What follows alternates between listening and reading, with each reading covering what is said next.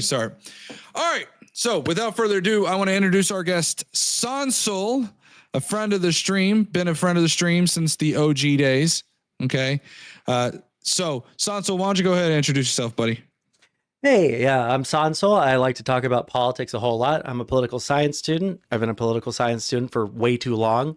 I am currently living in the DC area, moved from Texas not too long ago. So, yeah, I like to talk about a little bit of everything. I like to argue with people. I've been a lot less capable of arguing with people recently because I get pretty angry because the world kind of sucks, but here we are. Absolutely. And for anybody who is watching this on Sondsol stream, my name is the Vince Wilson Show, formerly the Doghouse Show. I am a reformed MAGA who unfortunately voted for Donald Trump in 16 and definitely, unfortunately, 20. However, I voted for Kamala Harris and Colin Allred this election. I have been doing mainly TikTok, it seems like since early last year or end of last year. And then I've been doing some regular YouTube content on and off over this year. It's been really difficult with me having travel and everything else. It makes it extremely difficult. But now I am doing a lot of news content. I'm covering a lot of news. If y'all are familiar with Pondering Politics, I would like to say my content is more kind of aligned with what he does, or you could talk about, what's that other guy that I can't think of the name? Brian Tyler Cohen, I think is his name. That guy there. So I do a lot of that kind of content. And we do really well. We do a lot of YouTube short streamings and things like that. But without further ado, let's get into it. So Sondsol, I'll let you be the guest and I'll let you pick. The topics that we're going to talk about tonight are going to be Epstein, MAGA, or Donald Trump's policies, economic policies more specifically. And then there's the fun YouTube content that I despise with a burning passion, but you dive all the sorts into. It's the Destiny, Pisco, Hutch, Hassan drama. I'll let you pick and we'll go from there. I think that we can finish with the drama stuff, because for me, I think that there is a actual political conversation there, because the drama stuff is stuff that I don't talk about anymore. But the actual, should we be friendly or, appeal to socialists? I think that that's an interesting conversation to have. But let's just start with let's start with Ghislaine Maxwell asking for a pardon and all that. Has there been any updates today? There's not been any today, but I would ask that you stop calling her Ghislaine Maxwell and call her Ghislaine Maxwell. That would be preferred. Her actual name is Ghislaine, not Ghislaine. That's totally inappropriate given all of the accusations that have been levied.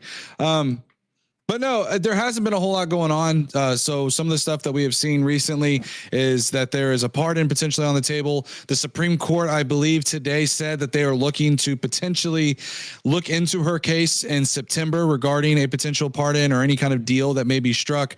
But it's important to note too, I don't know how much you've kept up with this or not.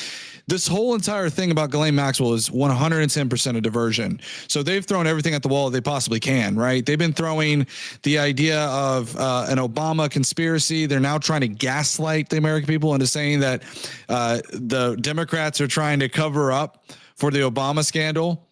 And Ghislaine Maxwell is exactly that as well. So, yeah. So I started writing a Substack about this, but it kind of got away from me because just more and more information and news came out. And I think that the ultimate thing here for me is, have you noticed a lot of liberals? I mean, obviously, liberals are fucking having a field day with this shit. I've been having a field day with it. It has been a nice distraction from the total destruction of my country. But the thing that I don't like is liberals kind of diving into the conspiracy theory itself, right? Are there any parts of this that are now more conspiratorial to you now than they were before? Or do you have a more grounded view on it? I feel like I have a grounded view. So I actually discussed this today on TikTok. Another thing I do, which is actually pretty pleasant, not to go off on a side note, but I know you were around when we had the OG Twitch poll days, and it is the TikTok space reminds me a whole lot of the old school Twitch poll space, right? There's a lot of normies who don't really have super crazy economic philosophy thoughts, right? They're pretty normal. And I had this conversation with somebody today about this, and they kept trying to levy this, saying, you're making accusations. I said, no, hold up. I'm not making accusations on Donald Trump. We don't know what's in those files. But what has sparked or piqued a lot of people's, especially liberals, curiosity is you keep trying to cover it up. And now we want to know. When you try to cover something up, it makes people want to know more, right? Why are you covering up? Now, it was alleged they were trying to cover it up prior to Trump. That was the whole reason why the right was like, we want to see the files. Why are you hiding the files? And then it like flipped the moment that Donald Trump was the one who openly came out and said he's trying to hide these files. Yeah. And so I think that's what's kind of doing it is that, look, we're not levying accusations. We're saying we see you very explicitly trying to cover up for Epstein, and we want to know, why are you trying to cover up? And the more you double down, the more we are starting to wonder if your name is not just in the files, but if you're potentially implicated in some form or fashion. Yeah, exactly. And that's why we're curious, because and we heard for the past 4 years about, God forbid, Biden sniffing somebody's hair, but yet the Republicans and right are quiet. I know it's been said a million times, but could you just imagine for just a second if Biden was the one in Trump's seat right now? Yep. Holy hell. It would be cataclysmic. But this is the thing, is every single person in the country has a very, very legitimate reason for being mad about the Epstein situation as it is right now.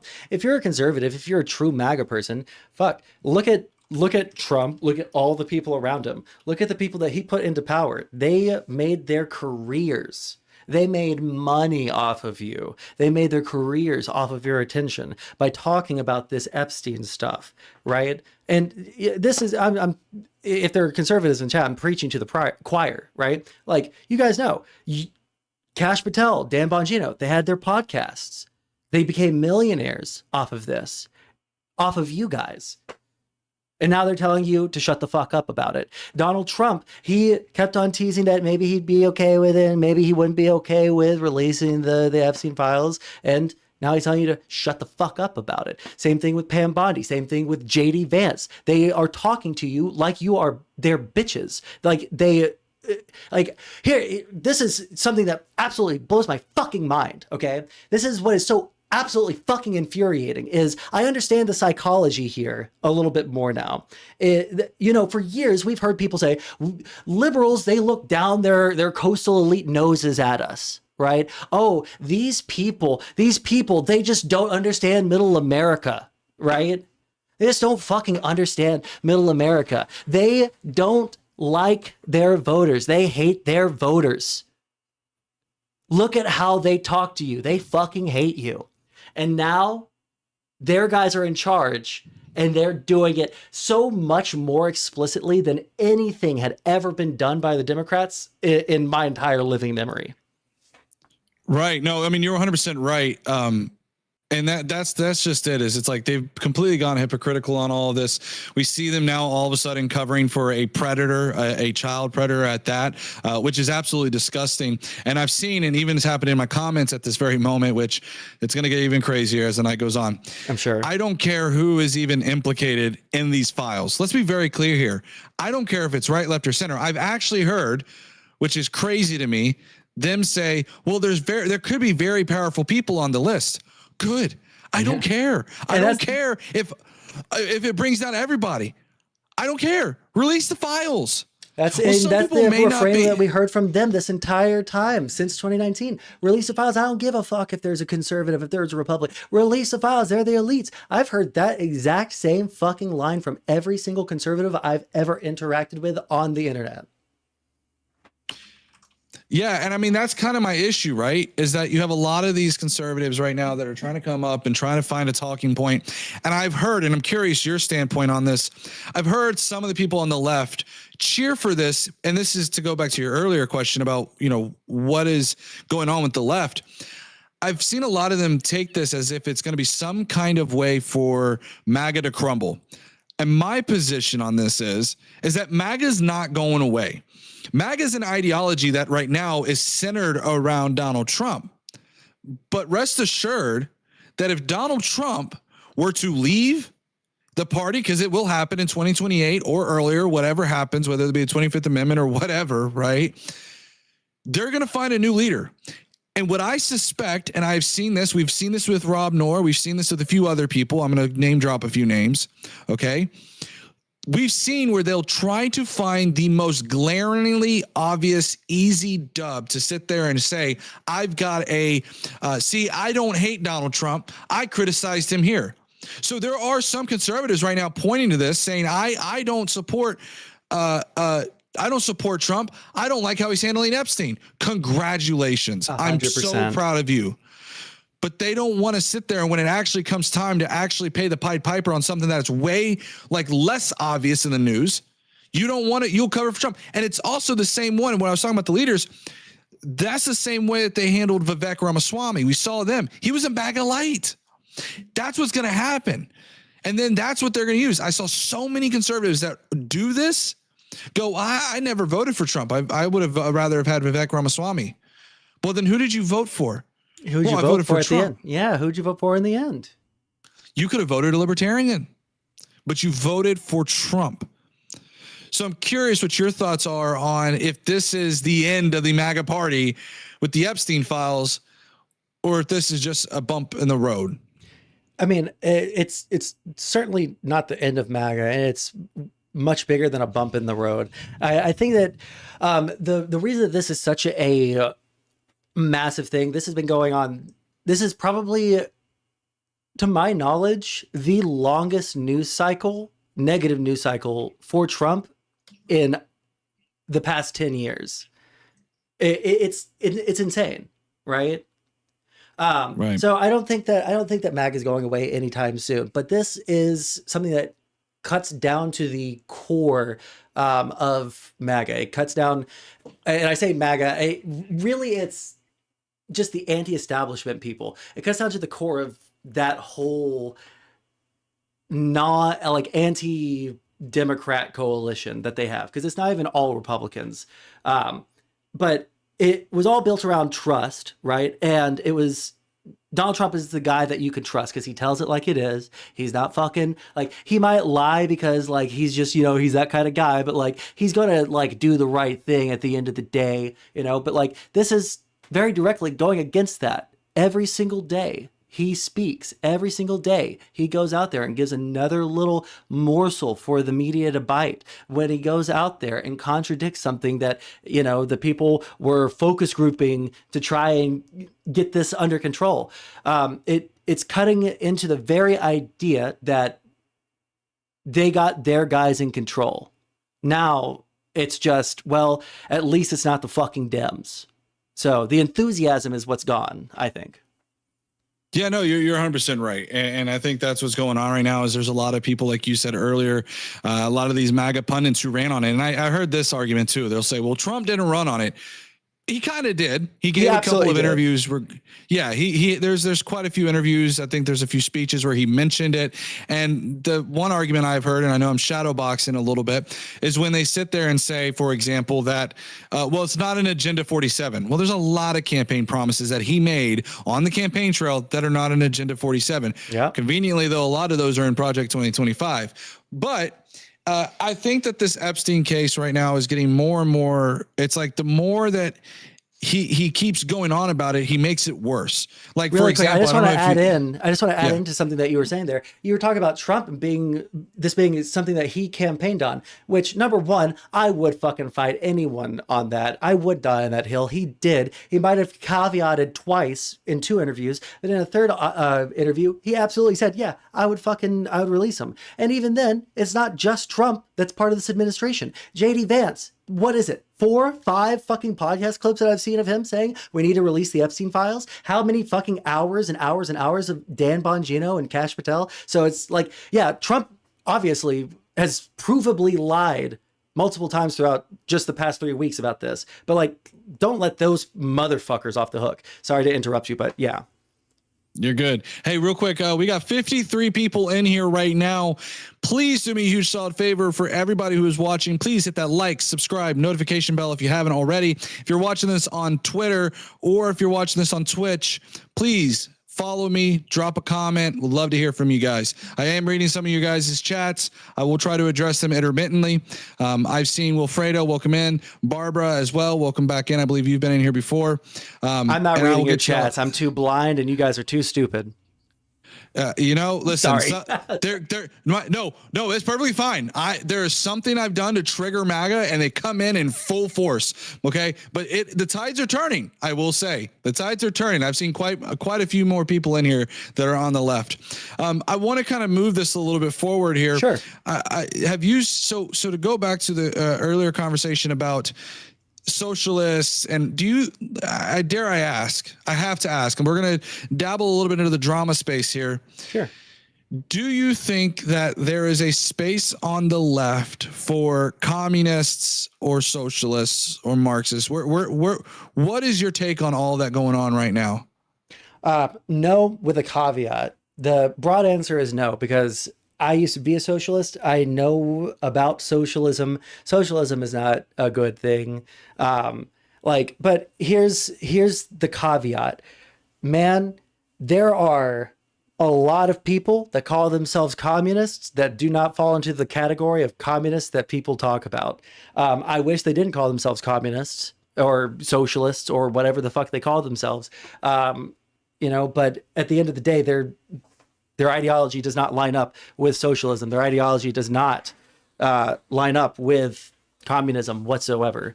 So I think that there are people that describe themselves as socialists that should be appealed to. These are people that are broadly progressive, right? These are the people that fought and died on the hill of $15 minimum wage, that really want single payer healthcare. Those sorts of people we should absolutely be appealing to. Anyone that wants to start talking about decommodifying all fucking goods, fuck them.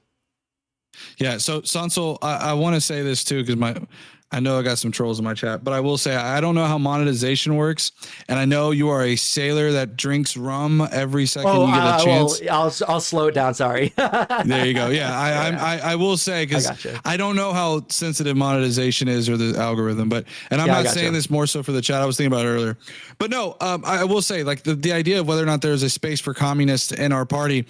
I've thought about this in depth, right? And I think for me, what it is that there is, just like we would be upset with Donald Trump on the right and how he has done, the authoritarian left is just as bad, and we should shun them as much as possible. They are a small minority of the left.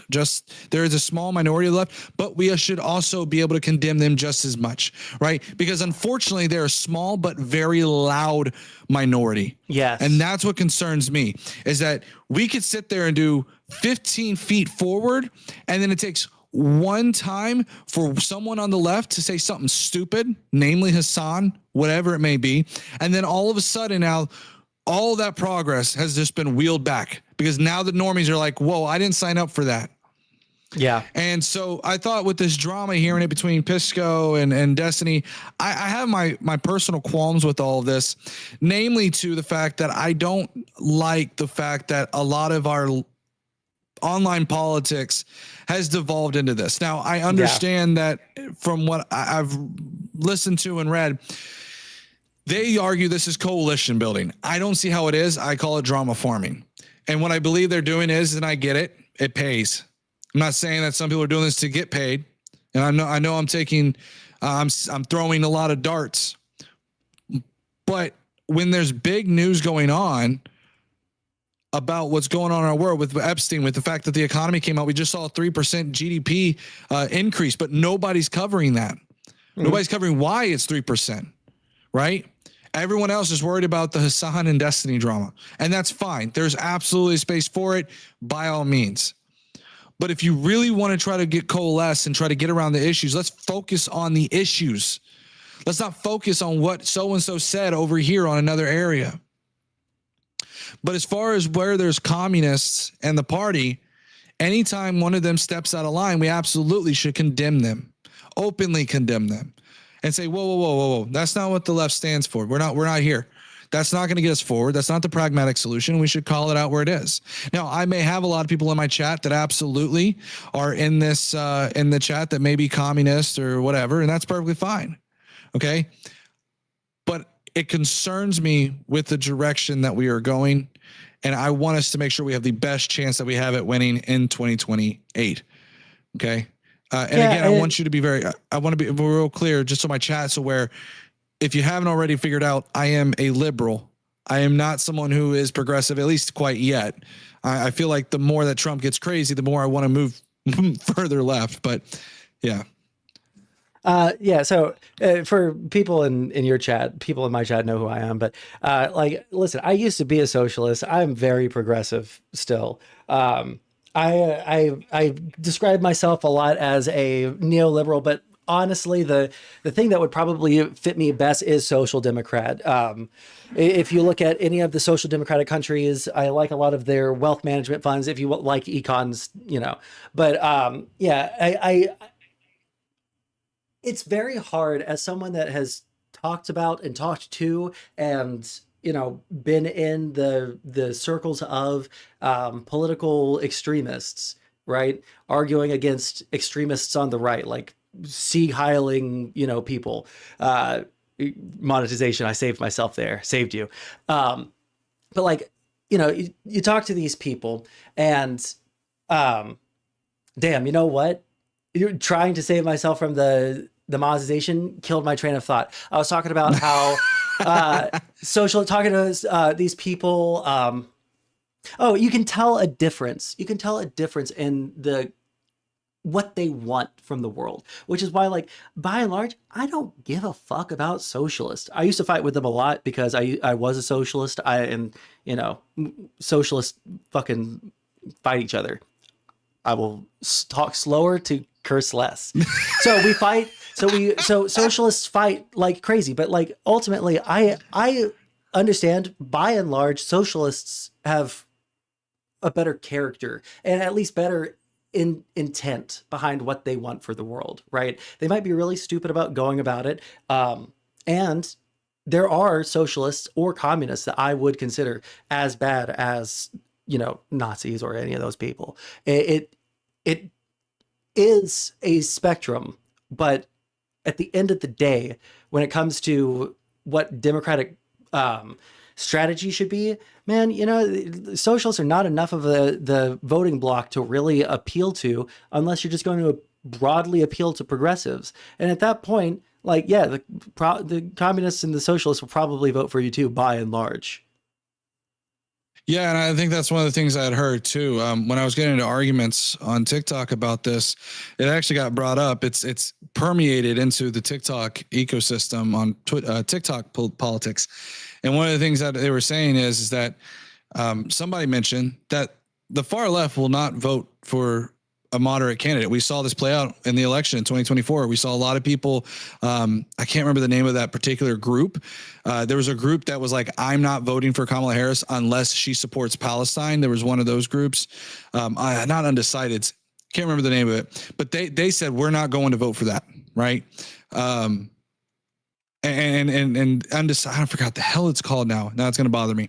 But anyways, they didn't want to vote for them. And this is the problem I have is we need people who are going to come out, who are going to vote. And this is why I've said that 2028, we need to focus on the core leftist policies, stuff that is populist on the left, but maybe not to the extent of obviously communist policies or any kind of maybe we can get some socialism in there, but that's a little too far for me, right? There's some things that are basic. I've argued this, right? For example, we can talk about increasing the minimum wage, all down for that, right? We could talk about, for example, going in and finding a public option at the very least, right? Which we already kind of have that, but having something along those lines where we're bolstering that. Start with the easy stuff.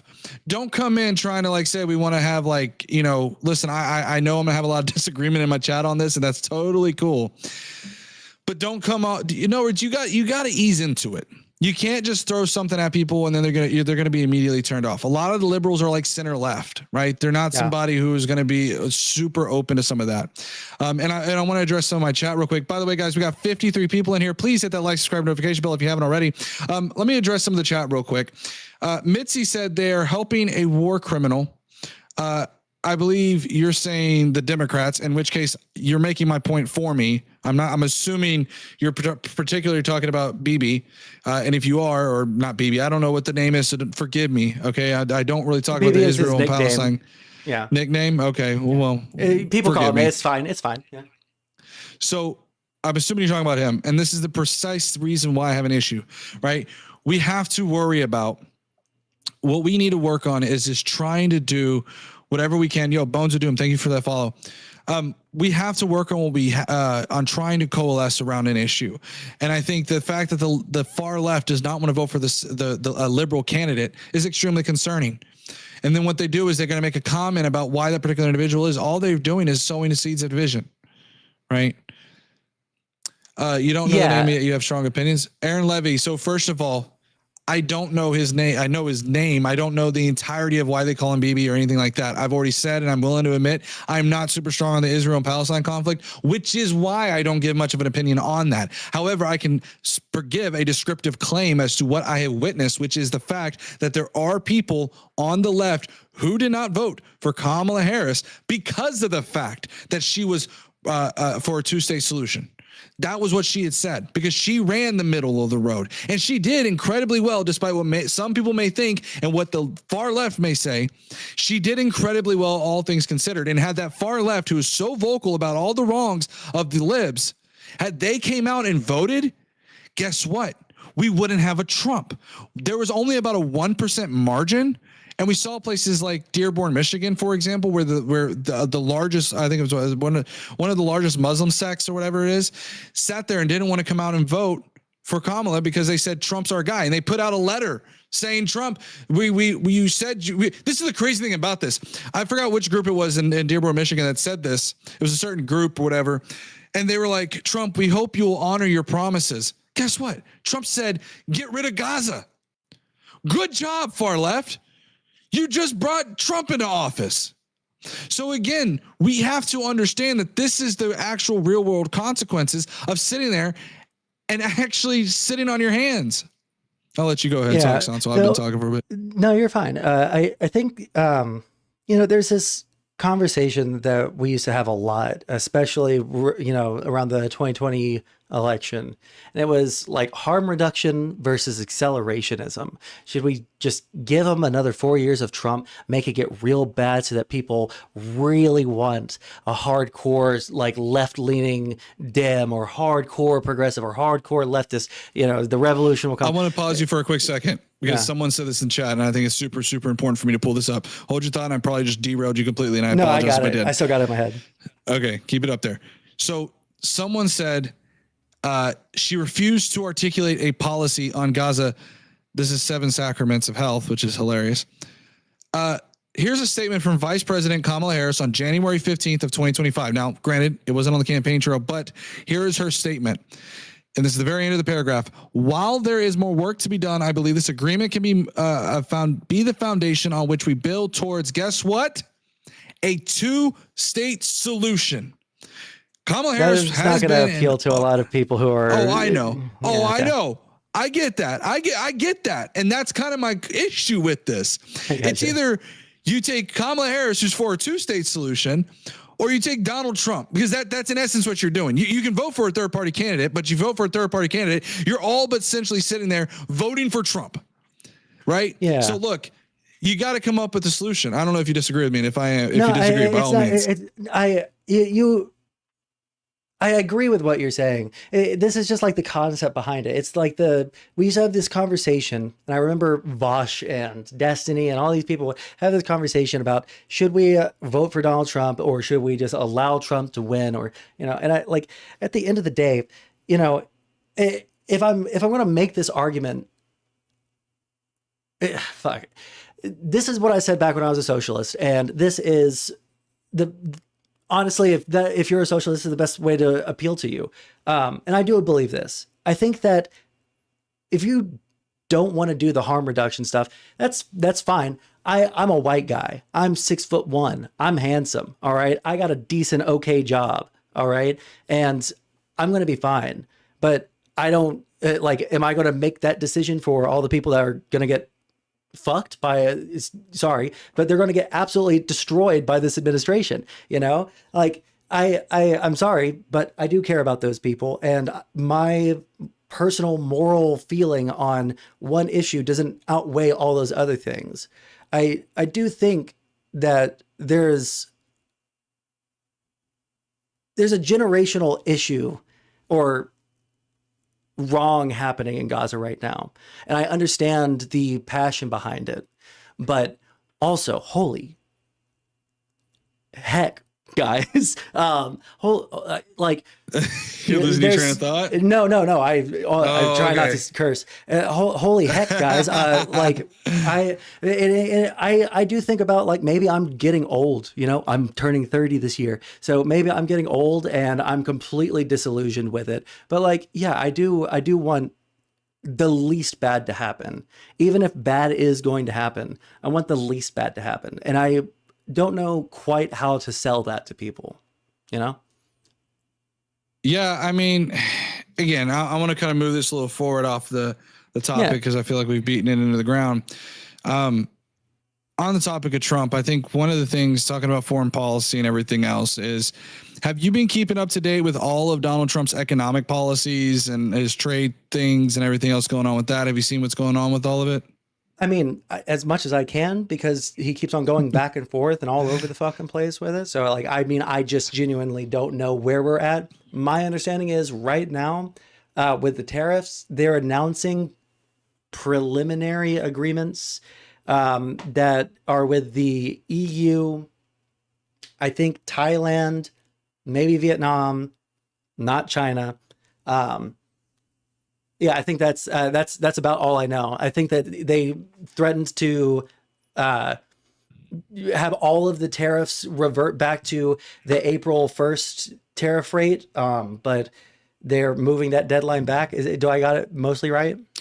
You got it mostly right. So basically what's going on right now is Donald Trump has allegedly struck a deal with the EU, UK, Japan, and I think Vietnam, if I'm not mistaken. But a lot of these deals are not on paper, and a lot of them are not binding. So the problem is that a lot of these countries realize they're not binding, and that Donald Trump is doing diplomacy through Truth Social. And so what they're doing is they're going in and saying, well, guess what? If you're going to do it through Truth Social, we'll do it as well. And so what they'll do is they'll dispute one of Donald Trump's claims because it's not binding, and they'll say, guess what? Yes, there will be a 90-10 split, but it's on our terms. So maybe there's an investment that Japan wants to do, right? That could change that split. It could be 90% Japan's favor and 10% US's favor. That $550 billion investment fund that they keep talking about over and over and over and over again. Yeah, that's not entirely correct either. That's not like Japan just giving money to the US. It's going into an investment fund, in which, by the way, they're saying that can also be subject to approval. And a lot of that is dependent upon the U.S. to actually allocate those funds to particular investment projects. I'll tie this in here. I've seen somebody in chat already mention, for example, 3% GDP. Let it be known that, again, if MAG or 3%, yeah, three increase, whatever. So the problem with that is, okay, nobody looks into this. You can find that the investments in the U.S. for the second quarter declined. Investments in the U.S. declined for the second quarter. Jobs, by the way, and this is on my TikTok, selfish plug, and go check it out. It's a great video. I did a pretty deep 2-minute quick economic dive. It's also on YouTube Shorts. You can actually find where the jobs, there was 147,000 jobs that were created. Yeah, guess what? Those were all, like, 70,000 of them were in government. 43,000 were in healthcare. The blue collar jobs like mining, oil and gas, manufacturing, all that, guess what? Stagnated. Imports are down. So what Donald Trump is doing is he's seeing all these crazy numbers. Oh, we got $150 billion in tariffs. Yeah, guess what? you, the consumer, are going to have to pay for that $150 billion in revenue. So that's where we're at right now, is with this 3% GDP growth that is wholly being levied, by the way, right now, because of the fact that imports massively declined. Okay. So I think it's artificially inflated. I think there's a lot of issues with the way that they are handling these things. And again, when we look at Donald Trump's economy, it's very misleading. And what I suspect is that in this third quarter or fourth quarter, we're going to see a pretty massive decline. Yeah, there's a couple of data points that I know. I don't know the numbers offhand. I know the shapes of the graphs because I've been at work. Okay, but it's okay. Yeah, but the two numbers that or the two things that I know are imports are absolutely cratering.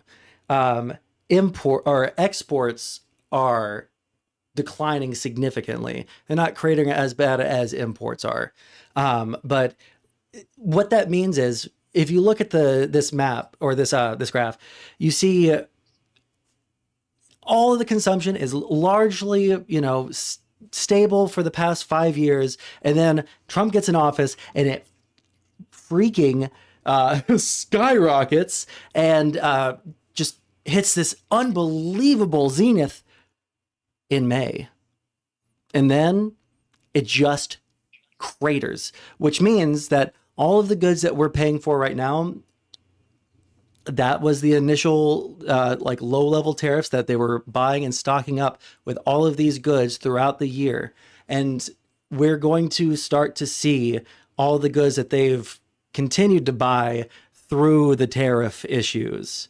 So now the prices in the next month or two ought to start seeing an increase in stores like Walmart and Target, stuff like that. So that's what I know about the economy. Did you see that Josh Hawley introduced some legislation? I sure did. Yeah, the stupid $600, what is so unbelievably boggling about all of this. You're absolutely torturing me. I'm enjoying this. Dude, I'm enjoying every bit of it, bro. You became a dad, and then you started, talking clean, and I have to sit here. All right, so you can do it. Yeah. What's so mind-boggling is all of for anyone that cares about econ, that likes economics, or that cares about these issues in general, there's a lot of contradictory goals and actions and statements the entire time the past year or the past 6 months. It's felt so much longer, but so many contradictory statements back and forth. And, we want to bring back manufacturing, but then we also want to make it to where nobody wants to buy from us because all of their goods are tariffed from us.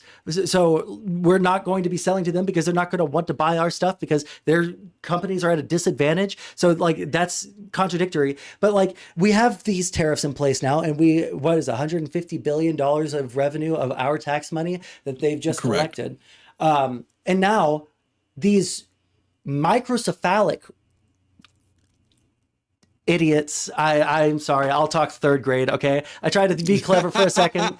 You would do terrible idiots, on TikTok. I'm just saying. There's a reason I'm not there. Shit. What was I saying? You were saying $150 billion. Now, Josh Hawley introduces legislation, a tariff rebate.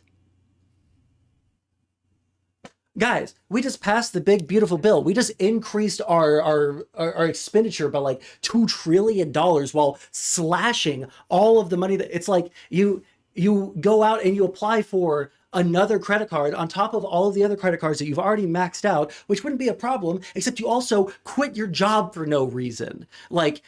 Again, I don't like to make this argument that we should care about the debt because I don't think we should have to, because we're a wealthy nation and we make money. Okay. But the problem is when you don't make more money than the interest is accruing, then you go bankrupt. And now the only mechanism by which this government wants to collect any revenue whatsoever, any revenue whatsoever, they just want to give it back. Yeah, I mean, there's a very simple solution, right? Like, this is the funny thing. I thought this was hilarious. So they did the big, beautiful bill, right? And they extended the Tax Cuts and Jobs Act just recently.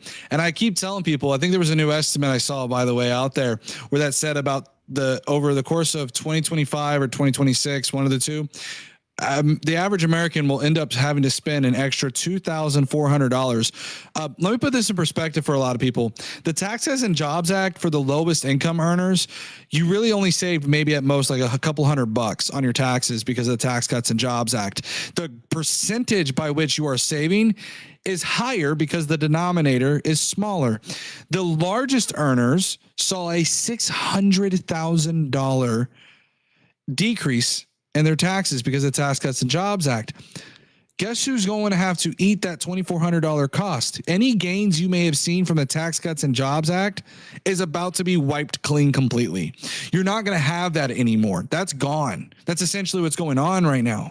I want to take this moment real quick before we continue. We got 90 people watching. Holy cow. Thank you so much, guys. Please do me a huge favor. Hit that like, subscribe, notification bell if you have not already. It pushes us further in the algorithm. If you're watching on Twitch or Twitter, please follow me and hit a like if you're on Twitter. The thing about this is that Josh Hawley has proposed it was a $600 tariff rebate check to Americans, but allegedly not to Biden voters. Don't know how they're going to do that, right? How? And remind you guys, I don't know. Yeah, there's a video. Let me see if I can play the audio for you real quick. I don't know if let's see. I don't know if you can hear that audio. Can you hear that audio, Sondsol? Very, very faintly, but if you play it, I'll listen. Okay.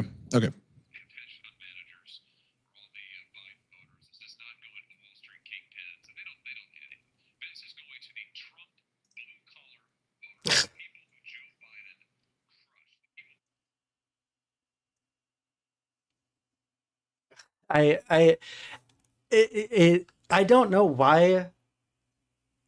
Are most wealth fund actually, you know what? That might be a new thing to take into account. I would normally associate hedge fund managers with being Republicans, and I still would. But you know what? The more education you have, the more likely you are to be a Democrat. And there's a lot of finance bros who are probably not super happy with Trump right now. So I don't know. Hey, do you mind if I step away for just like 1 second? All right, 1 second, guys. Count down. Everybody in chat, right. Start counting every time he's late. All right. No, guys. So I'll take this moment. I'll talk with you guys. Yeah, I think the interesting thing about this is that I'll kind of go over a little bit of the news with you guys for today. There wasn't a whole lot, and over the weekend we did have a lot of stuff. We saw Donald Trump, and we might talk with Sondsol about this as well. We saw Donald Trump, for example, open up a new golf course on the taxpayers' dime. We found out from the New York Times. I'm going to do a little bit of a quick news coverage on this. We saw the New York Times reveal, I believe it was the New York Times, reveal that the Qatari jet that we received, it's going to cost the taxpayers upwards of $1 billion. Yeah. True fact. We're also seeing different things, by the way, from the Epstein files. Donald Trump saying that, openly admitting that Virginia Giuffre was picked up by Epstein, saying that he did not like that Jeffrey Epstein kept taking people from him and essentially equating them to nothing but property. So we've seen things like that. Today we saw again the GDP announcement. That was pretty crazy. And now as we're sitting here watching Sondsol come back to his chair 30 whole seconds later, thank you, chat, for keeping an eye on that. We're hoping now that he is refreshed and replenished, now that he is no longer full of vinegar and other things. But anyways, guys, so again, we'll go back to the economy here. The idea that Josh Hawley is going to submit a $600 rebate check. This is also at the same time that we saw big promises about Doge. Don't let that go away because it's quickly trying to be swept up under the rug. Remember all those Doge checks they were going to release? It could have been like $2,000-$3,000 and eventually whittled down to a couple hundred. And now it's like, bye-bye, poof, into the wind with the dust mites coming out of the book. That's kind of what's going on here, right? So any kind of way that they're trying to do to try to drum up some energy about these tariffs is just falling flat. Absolutely falling you fat. Not the way I meant and minced my words there, but anyways. So yeah, the economy is pretty bad. We were just saying, Sondsol, and we'll move the conversation forward a little bit here. Did you see that Donald Trump opened up a new golf course at Scotland, Aberdeen, Scotland? I've heard about that, but I don't know much about it. I know that there was a video of someone tossing a ball closer to him or something. Correct. So they actually had, so there's two parts to that. The one is there was a caddy that walked past the sand bunker and dropped a ball, just kind of flung the ball casually behind him. Like, Trump cheats, guys. And I've heard some people mention who play golf. They're like, if you're going to cheat at golf, what else are you willing to cheat at? And it's kind of true, bro. Like, how low is your self-esteem that you have to cheat at golf of all things? Like, and I've been looking into it more than I probably should be. Okay. And they said that Donald Trump has a habit of opening a new course. And when he opens a new course, he'll immediately do a championship before anybody can sign up, play a round of golf, and claim that he won as a champion. Kid you not. That's what I've read. And then yeah, go ahead, Sondsol. No, I just I don't know what it is with these billionaires and their weird. I don't know. My ego's too high. I would be too embarrassed if anyone ever found out something like that about me. I can't make that joke here.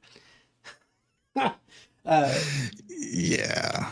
Let me see if I can pull this up for some people real quick. Let me pull up window capture and I'll show you guys this video. It shouldn't take me 2 seconds, but to pull it up, let's do a new source.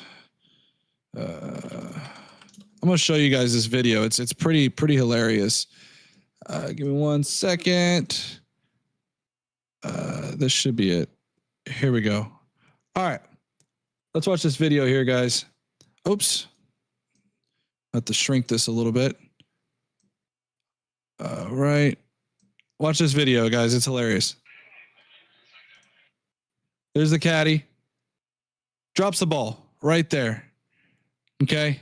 It's pretty crazy what happens. Let me go ahead and do that, and let's get back Sondsol. Yeah, I just think there we go.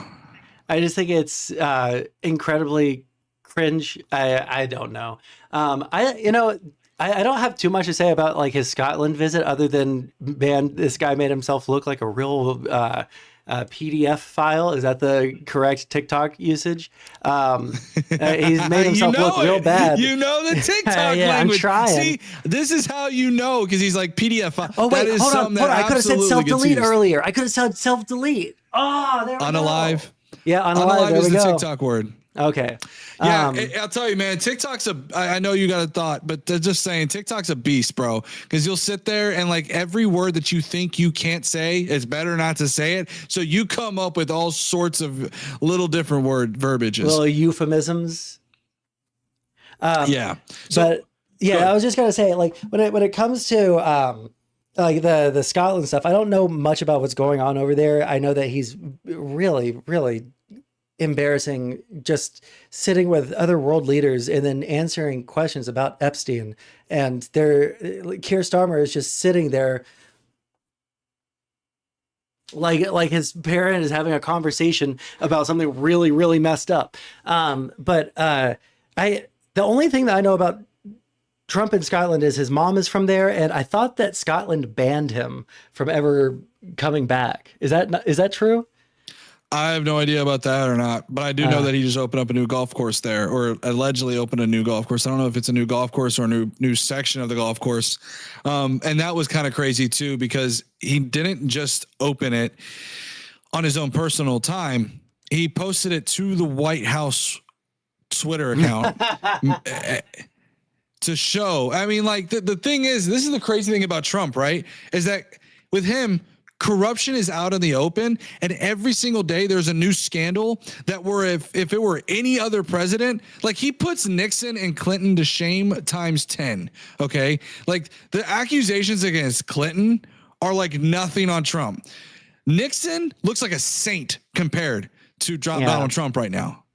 I mean, it's insane to see this. It's like, and it's so funny to me when I see people, and especially in my chat as well, sit there and go, well, Trump isn't getting paid. He's donating his entire check. That's cool. How much has his net worth gone up? More. Yeah, he's made so much money. And these crypto scam things are so like on their face blatant. I had considered learning a bunch about the crypto space and, to talk about it. But like at the end of the day, like I'm pretty sure anyone with a quarter of an ounce of honesty would say, yeah, no, this looks sketchy as heck.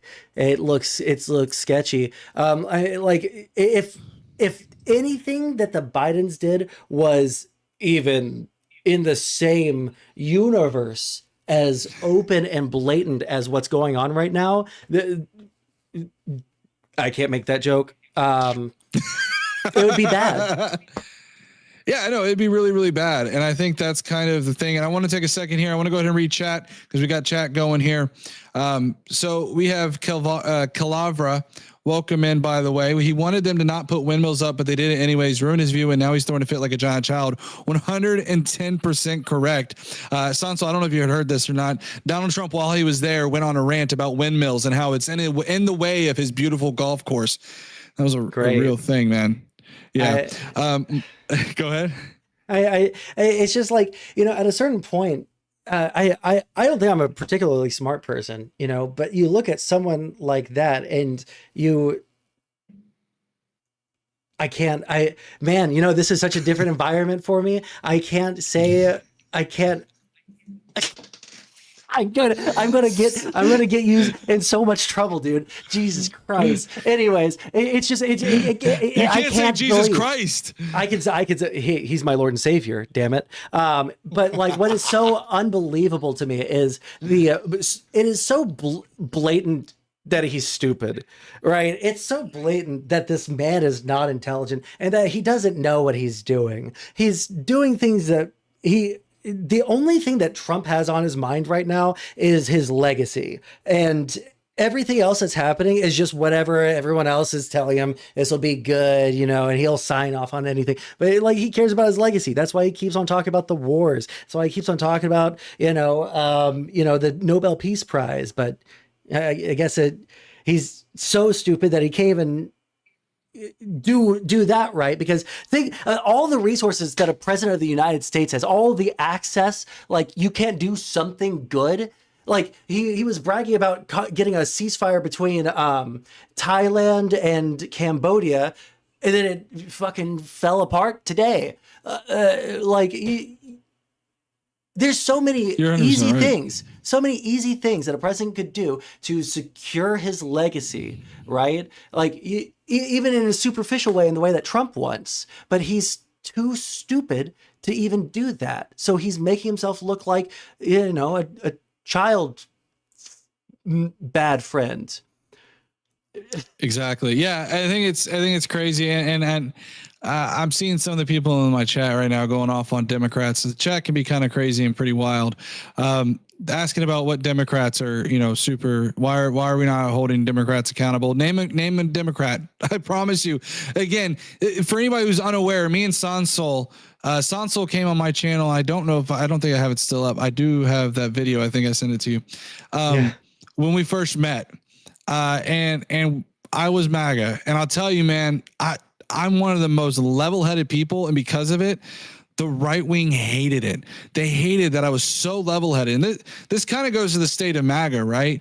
The state of MAGA right now is, if you are not willing to bow down to Donald Trump, kiss the ring, and say that he is my Lord and Savior, you will be ousted from the MAGA party.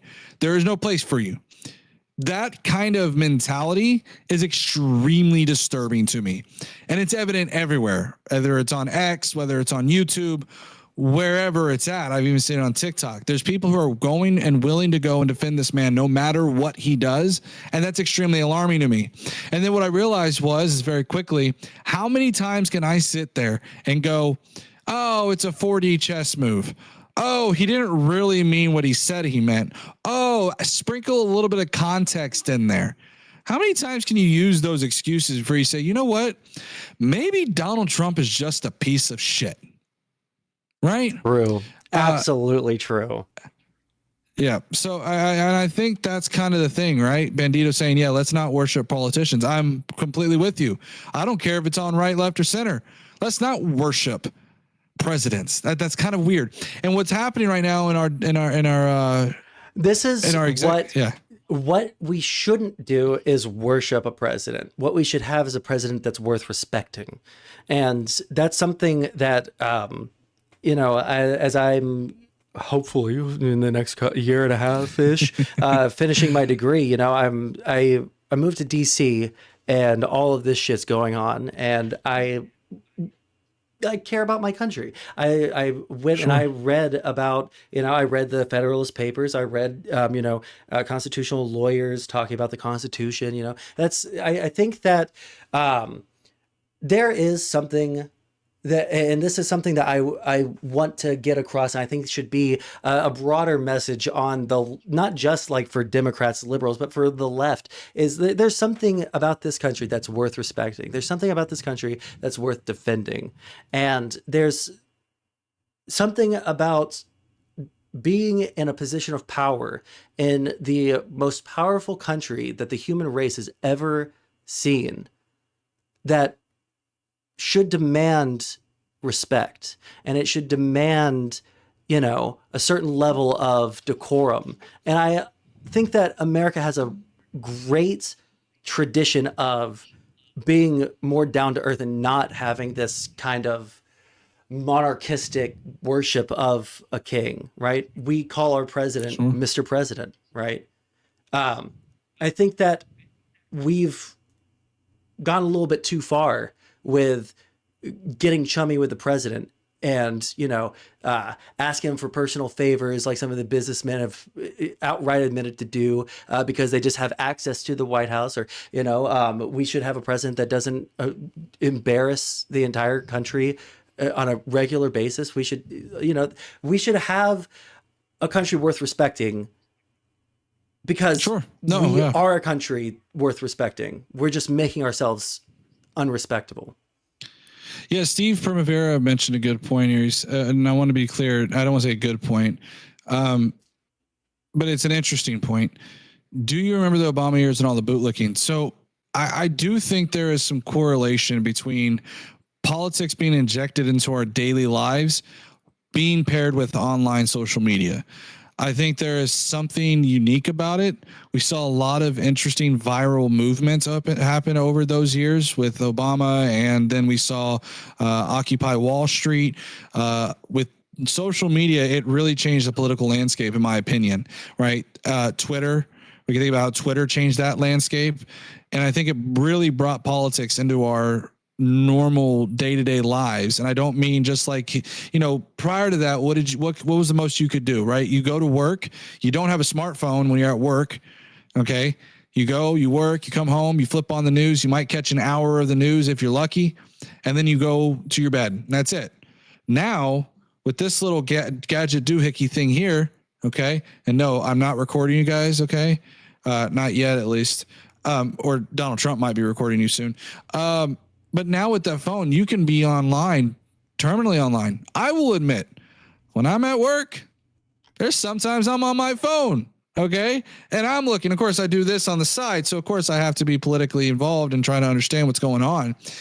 But that's something that I mean, it's part of our everyday lives. And I think that's a pretty bad thing, too. I don't think it's unique to just Obama or a party, but yeah. Yeah, I don't, it's not unique, but I think that there's a certain familiarity with the president that I think probably should die down a little bit. I think that people are a little bit too familiar with the politicians, and that kind of access is a little bit scary to me. But I think ultimately, at the end of the day, I think that what people wanted on MAGA, they wanted some like massive change. A lot of them are not great people, right? There were a lot of those people that we have seen over the past couple of years, but a lot of people did want change, and I can be sympathetic to. I'm trying to be a better person. I can be sympathetic to easily to Trump 2016, Trump 2020 voters. It's a lot harder for me to be sympathetic to Trump 2024 voters, but I'm trying to be. I kind of lost my train of thought there, trying not to be too mean. I tried not to be too mean, but good. Yeah. Listen, we're a little spicy on the channel. It's completely okay if you have some spicy takes, but let me just say this, okay? For all of the people that are watching, all 18 people, we've somehow seemingly gone down this rabbit hole because we're not talking about relevant topics or current topics. Yeah, and current sorry events. about that. No, you're good. It's not your fault. So I want to bring it back a little bit. I encourage anybody in chat right now to, by all means, provide something if you'd like. We are starting to get a little close to the end. It's already 8:41. My intention wasn't to make this a super long interview, and it really, quite frankly, wasn't supposed to be an interview. It's more or less me and Sondsol kicking it. Yeah, and I think I've really enjoyed it. And the other thing I want to mention too is how I have gone in and I have changed my view on how politics has been. So, you know, I think that Trump 1.0, the first term, was completely different than the second term. I think there are some valid points that I may have saw on his first term that the second term, I am like, this is crazy to me. And again, seeing how crazy J6 was, that was my moment. That was my pivotal moment. I said, I walked away. I said, there's no way I can be a part of this movement. I think for the future of the Republican Party, it's going to be very interesting. I think Democrats need to seize on it. And I think what's going to happen is that Democrats, I'm hoping they don't drop the ball. And I've been really upset with how they're handling a lot of this. Right now, we're still back to that same issue where we have 6 candidates. The reason why Trump has been so successful, where the left has failed, is because of the fact that they've already knew who their candidate was. They knew Trump was their candidate for 2024 back in 2020. They knew who their candidate was in 2020 back in 2016. Right now, the Democrats, we still don't know who our candidate is. We're lucky if we have an idea. Right now, the best guess is it's going to be Gavin Newsom. Which, by the way, I was a Kamala Harris stan. I was really hoping. I was like, come on. I was gonna be that weird guy. I was like, listen, okay, I know everybody hates on Kamala Harris. I was like, I think we got a chance, okay? I had to be the outlier. And Kamala Harris, obviously today, just announced, by the way, that she is not running for political office anymore. Sad times, but that's okay. Fine, I get it. The lefties right now, the good lefties, okay, they're like cheering. They're like, thank God. So then I went and moved to Gavin Newsom. I said, all right, Gavin Newsom's my guy. I'm running with him now, okay? I'm going to pick winners. And I'm sure right now the leftists who are like, you ran with Kamala Harris and she dropped out. So please support Gavin Newsom. But anyways, I think that the left needs to coalesce behind one candidate. This idea that the left is going to sit there and have 5 candidates and we still haven't even made up our mind by midterms, that's going to be an issue. I disagree. As much momentum. I disagree. Absolutely. All right, let's get some disagreement. All right, where are we going? No, this is what I would say. I think that trying to pick someone and anoint someone this early on, when all of the criticism around Biden and Kamala, Biden dropping out and Kamala being the nominee, was an anointing of that person being the candidate. Nah, there should be people making moves right now. I like what the Democrats are having to do right now to make their political moves to get in front. Gavin Newsom is becoming more demonic on the national stage. Josh Shapiro, Kathy Hochul, they're becoming a little bit more demonic on the national stage. They're feeling a little bit of fire underneath them because they know that, number one, something has to be done. Number two, they have a legitimate shot in 2028. They have a legitimate shot. And how best to be that person then to be the strongest Democrat leading up to then, right? If we have to get these, if this is what gets the governors to have a fire underneath them so that they stop letting Trump just do whatever the heck he wants to do, and then do it. Yeah, let Gavin Newsom try to outdo Kathy Hochul, try to outdo Josh Shapiro, try to outdo all these other liberal governors. Let the freaking senators, let them fight over who's going to be the most demonically rabid anti-Trump senator. Let it happen. Let them fight. Let them fight. Let them duke it out. Chuck Schumer's already capitulated. Get him out of here. Stop saying Vote him fight. out. Stop saying Wait, fight. Stop saying it, because now you're gonna have you listen. Remember, fight. Okay, was a big issue. No, I'm playing. No, I don't know, man. The idea that they're going to be sitting there and I don't think that they should be. I think they need to coalesce behind one candidate. I think the idea. This is the biggest issue we saw with Kamala Harris, right? Well, it's the we wrong heard one. this too. Do what? Well, it's the wrong one. What if it's the wrong one? Well, then we'll find out in 2028. That's a bad gamble on my part. No, I mean, look, obviously the primaries are a big deal, right? Yeah, but I mean, at the same time, I think that what we need is as much momentum as soon as possible. Donald Trump was a candidate before their primaries, right? If we want to get around two people, by all means, right? If you want to gather around Gavin Newsom and right? But right now we've got a field of at least like 5 or 6 different potential candidates right now. Now, to be clear, Gavin Newsom has not announced that he's running for president. Sure. Okay. So a lot of people are pushing him towards that, but it's pretty clear at this point that Gavin Newsom right now is literally trying to build his resume for that. And again, I think that's what we need to see. Yeah. I think we need to see some of this. The Democrats have a huge opportunity here to win, because the Republicans are going to be left flat footed because they're not going to have anybody to really take that torch from Trump. I don't know who can do that successfully. You know, they've been positioning ever since the Epstein stuff happened, they've been positioning JD pretty hard. I've seen the people, the movers and shakers in conservative underbelly, media starting to talk about JD Vance. And I don't think JD Vance has it. I don't think he does. I think that 2028, assuming that Trump leaves office, which to be honest, I do think he'll do. I think that this was just him trying to avoid, justice, and he also wants to secure his legacy. But I think that he leaves office in 28, and I think that is going to be an unbelievably brutal bloodbath from the primary season to past the election. That's my prediction. But again, like, anything could happen. I don't think that there is any other person in the Republican Party right now that could stand up really to JD in terms of people being the leader. When it comes to the Democrats, it's either going to be Gavin Newsom or I honestly, the way it is right now, I think it's Gavin. Yeah, I think Gavin's going to be the one that's going to take the torch. I mean, anybody who's going to... I have heard an interesting proposal that I was actually kind of open to. I'm going to run it by you. The best chance that anybody like a progressive has to get anywhere meaningful, I do think they have an opportunity in 2028, but not in the way that you would think. I think that their best chance is to throw in a Gavin Newsom and an AOC as the VP. Whereas what you would have is a very moderate president, right, who's at the helm, and then you have AOC who's leading in all intents and purposes from Congress. I know that a lot of people want to see a Gavin Newsom, Pete Buttigieg run. And I would say if you're progressive and you kind of like that, I think AOC could be a viable VP pick. Now, you got to worry a little bit because we saw what happened with Tim Walz, but I don't know if Tim Walz made that much of an effect on Kamala Harris's campaign in terms of the negative. No, I can't imagine it was. I think that AOC is not a bad VP pick. I think she'll be 35 by the time 2028. I think she's already 35, isn't she? Oh, you know what, she probably is.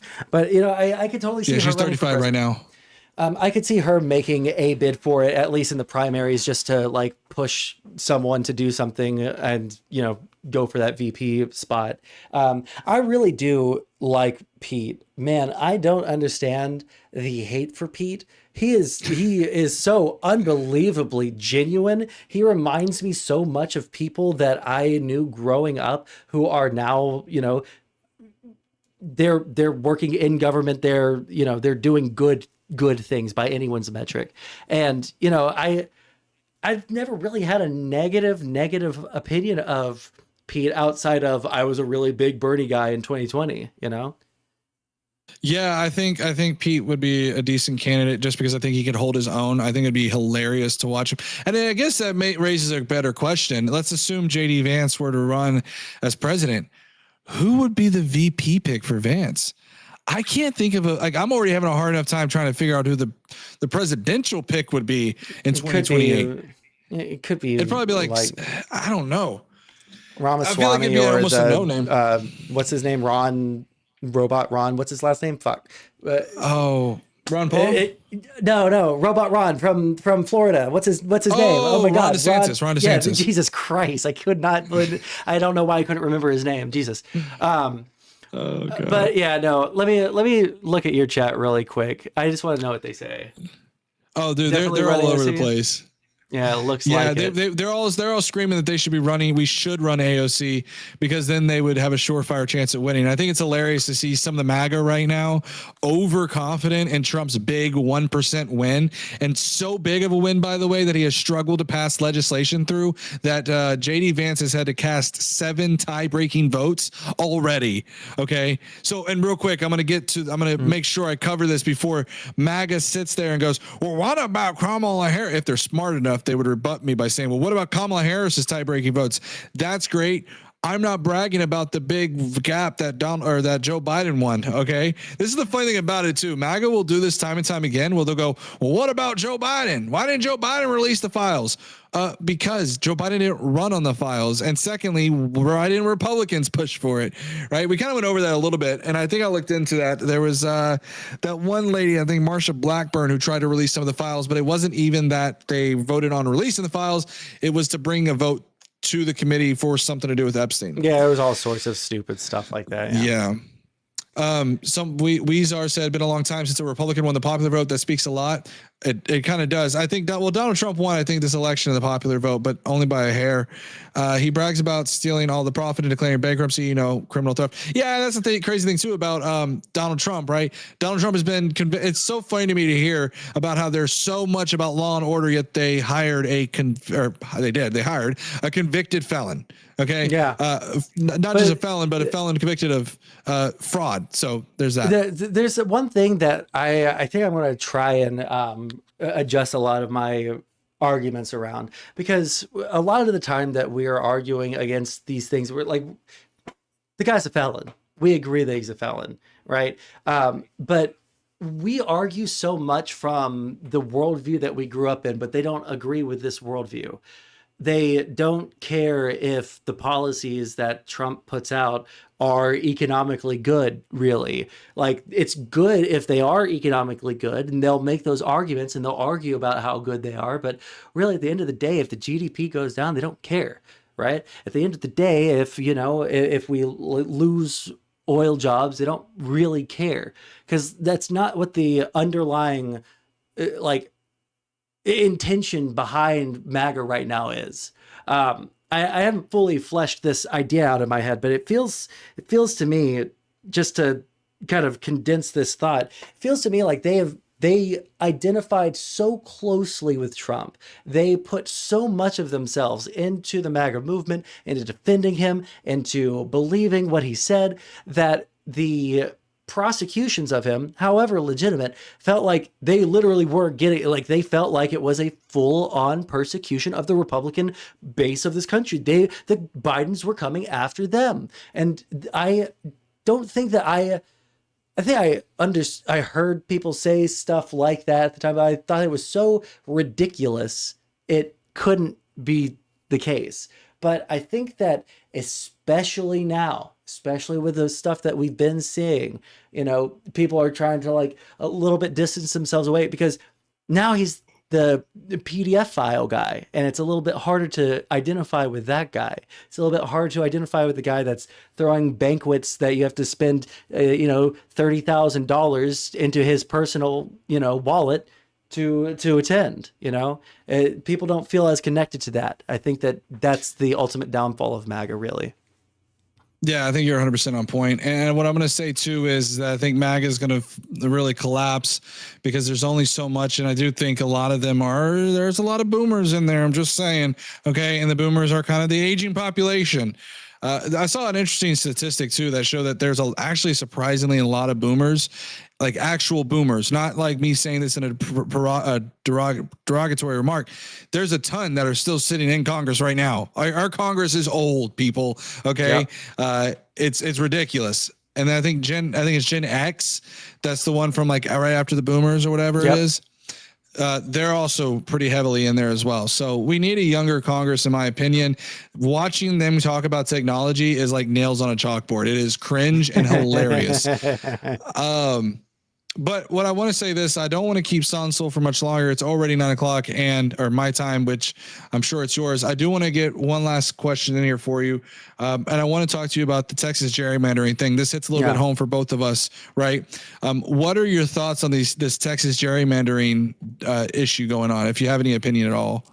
Yeah, listen, gerrymandering is a thing, and I don't think that there's any good solution to it. I've been blackpilled on solving gerrymandering. I'm sure someone's come up with a really cool, novel idea on how to solve it, but partisan gerrymandering doesn't seem like a really solvable issue. However, mid-districting or mid-decade redistricting, on the other hand, I think that if Texas is actually serious, they've proposed this map, they're going to put it out. They're going to get rid of 8 Democratic seats in the Senate, in the House. And there are a lot of blue seats that could be made in places like California or in New York or in Pennsylvania or in Michigan or in any of the other states that are held by blue governors and blue legislatures and blue Supreme Courts. So I don't very genuinely, I don't like the idea. Okay. Very genuinely. But the Republicans, they changed the game. They changed the game in 2016. They changed the game in 2020. And I'm tired of saying that we should be playing by 2016 rules now. I'm fine with updating the rules. Yeah, I agree with you. I think the way that they're playing right now in Texas is really dirty. It's extremely dirty, and I think that Democrats ought to play. Let's be absolutely clear. Every single time Donald Trump tells them to get down on their knees, they drop to their knees and open their mouth. They are ready for it. It is actually disgusting for a political party and an ideology so hell-bent on never being made subservient to anyone else. How much cum guzzling you guys do. It is disgusting to me. Sorry. Come on now, Sondsol. Look, listen, guys, what I'm going to do is I'm going to find like a little soundboard, and anytime Sondsol says something, I'm just going to go beep, beep, beep, beep, beep, beep, beep. It's going to be like an endless beeping session. It's got to destroy my ears. Yeah. Listen, all right. Listen, this is why we're trying to go higher in the algorithm. And I've noticed anytime Sondsol says one tiny cuss word, we drop by 20 viewers. Yeah. I'm just saying, okay? But no, I'm a liability, and I understand it. Listen, this is the ultimate point. This is the ultimate point, right? If you are going to advocate for the most hardcore version of partisan politics, then you get no room to complain whatsoever when partisan politics happens back to you. I don't care if you're a Democrat and you're going to cry about decorum. I don't care if you're a Republican and you're going to talk about Democrats rigging the election. Look who's starting it, motherfucker. It's literally Donald Trump, literally telling them, find as many seats as you can in Texas. This is what they did. I don't care if California does it. There you go. Yeah. And I'll say this, I call him my friend, Isaiah Martin.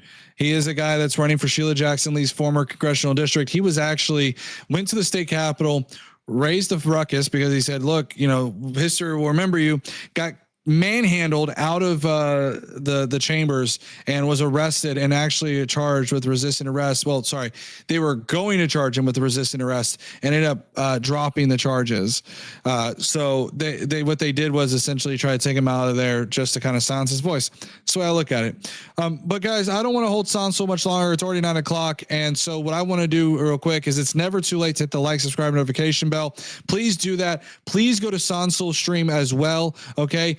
give him a like as well. Give him a subscription as well. I want to thank Sondsol. Sondsol, I'll let you give an outro, and then we'll kind of move on from there. All right. Hey, man, thanks for having me on. I'm Sondsol.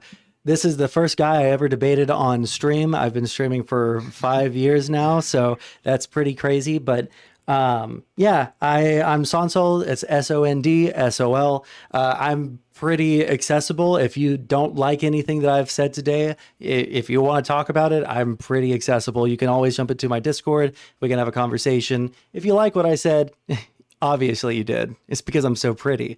Yep. Follow me there. Follow me on Twitch, whatever. Yeah. And I'll catch you later, my man. Right, you know what? You Sondsol. give a little shout out to yourself to my people on Twitch. I'll give you. Yeah. So my name is Vince Wilson, guys. For anyone who is new to my channel or Sondsol's channel, I stream Wednesdays and Fridays at 7:30 p.m. Central Standard Time. Next week I will be traveling. I ought to mention this now. Next week I will be traveling, which means I will be doing TikTok lives. I will not be able to do any YouTube short streams. Just as a heads up. So if you want to catch me next week, that's where you're going to find me. And I will be probably streaming at least Wednesday and Friday, if not Monday, to add in there as well. So just go to TikTok, follow me there. I'm on all platforms. You can see up here, if you're watching this vertically, on Twitch, YouTube, Blue Sky. Okay. I'm out there too. Don't post on it much at all. But I'm on all those. So I appreciate it, Sondsol. And, have a good night, man, and we will talk to you later, brother, man. All right, catch you later, brother. Later, bro. All right. All right, how fun was that, folks? How fun was that? How do we feel?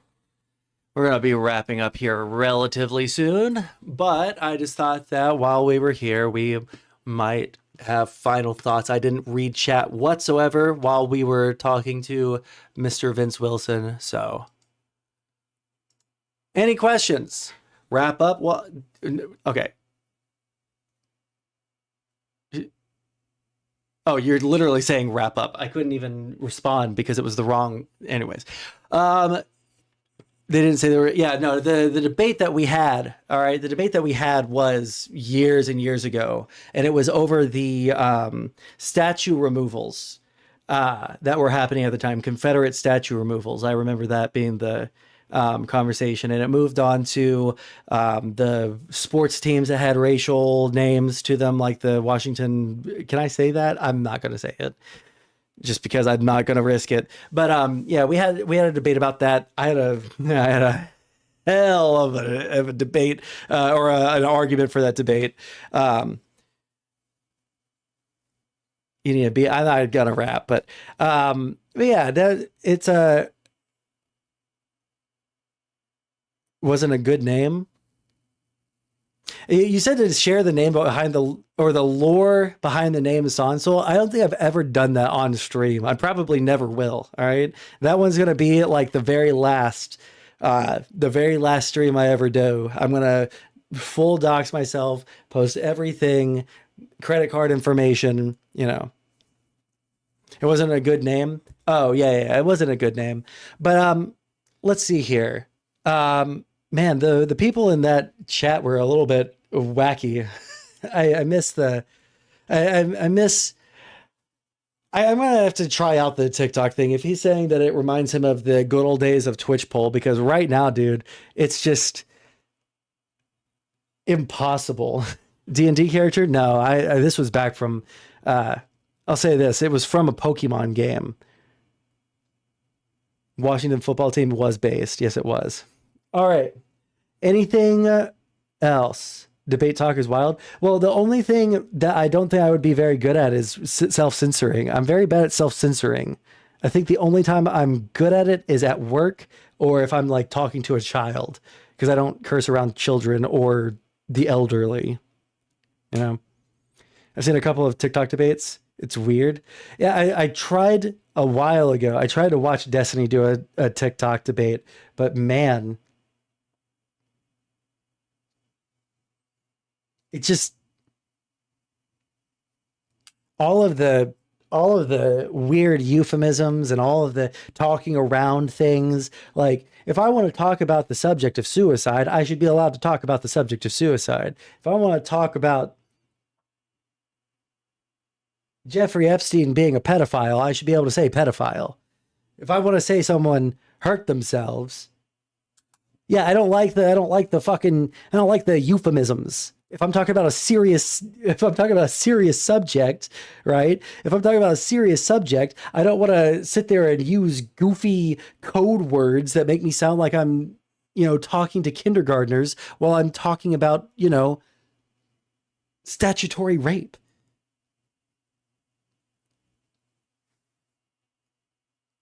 Let me cuss. I'm from Texas, damn it.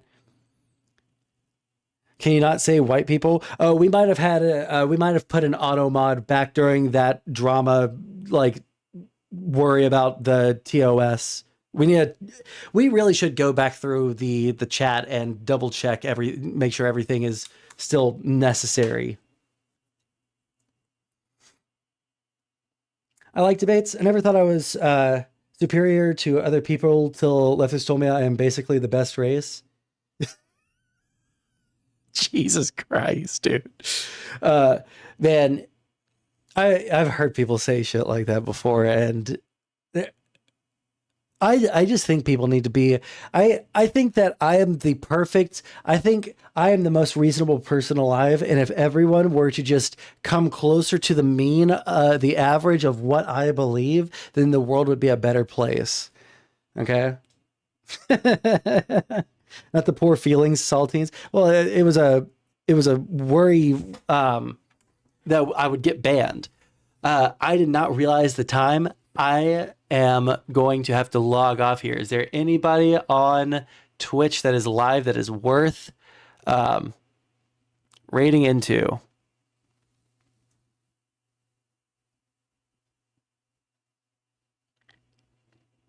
Oh God, why is Merrick streaming? Oh, raid into Kid Not Ken. Kai Sinat? Come on. Raid. Oh my God, I'm so out of it. Who did I just say? I'm so lost. Are you a Trump supporter? No. I have a little bit. You're all right, Kid Not Ken. I have a little bit of self-respect.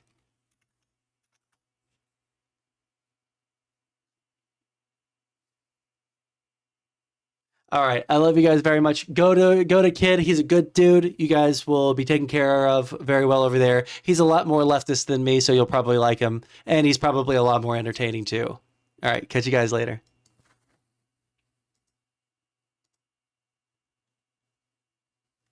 All right.